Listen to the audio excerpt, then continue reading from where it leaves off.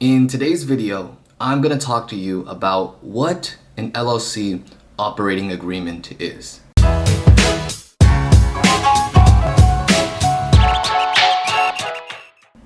So you're probably watching this video because you want to learn a little bit more about how an operating agreement affects your LLC.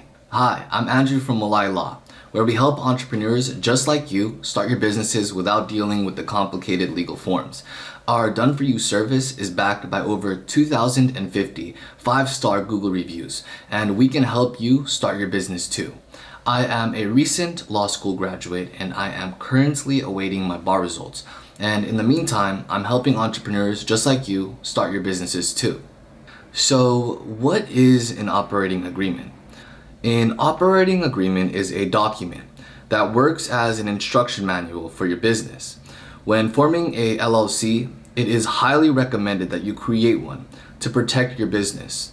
I'll go ahead and walk you through drafting an operating agreement and discuss why it is important to have one for your LLC. What is an operating agreement? An operating agreement is a key legal document every LLC should put together in order to clearly outline the rules and regulations regarding ownership and structure, as well as the financial and operational layout for the company. Once all the members of an LLC have signed the operating agreement, it becomes official and binds the signatories to its terms. If you are forming an LLC in California, Delaware, New York, Missouri, or Maine, you are required to create an operating agreement.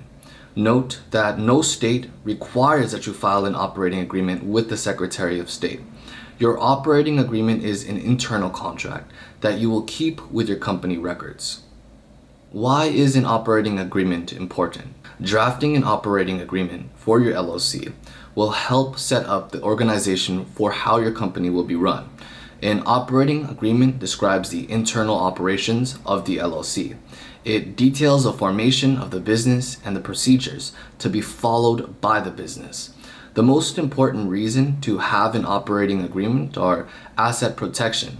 Having an operating agreement and keeping records of operations helps establish the separateness of the business from the owner for liability and tax purposes. If you don't have an operating agreement, you will find it more difficult to show that your business is separate from you. This is crucial, particularly if there are or might be liability issues. Assignment and limitations of power. Such things include profit and loss sharing. Ownership is one important key. The operating agreement will set the rules on how ownership can be sold or purchased and how the ownership shares should be priced. It explains dissolution handling or selling of ownership when closing a company or when a member is leaving. Additionally, it will tell what happens if the owner dies or is unable to run the business. Your operating agreement should include a clause stipulating who will manage the LLC if you are unable to do so. Unless this specific provision is in place, it may be difficult for your family to continue the business or dispose of it without a lengthy legal battle. Overall, it will alleviate disputes among members and save you time, resources, and trouble in case of unforeseen events and difficulties you may face. So, who needs an operating agreement? As spoke about earlier, the operating agreement isn't a necessary legal document in every state. However, some institutions and professionals may require to see a copy. Examples include banks, investors, and lending companies will need an operating agreement to review financials, business structure, and look what the loan will be used for. Accountants and tax professionals will need an operating agreement for tax and business record keeping. In the case of an audit, it will be necessary for tracking purposes. Lawyers will need an operating agreement to protect you from unfounded accusations if you are involved in a lawsuit. If an LLC does not have an operating agreement, it is subject to the default rules of the state in which the LLC is organized. In other words, if you don't have an operating agreement, you are essentially letting the state tell you how to dispose of your business assets. What is included?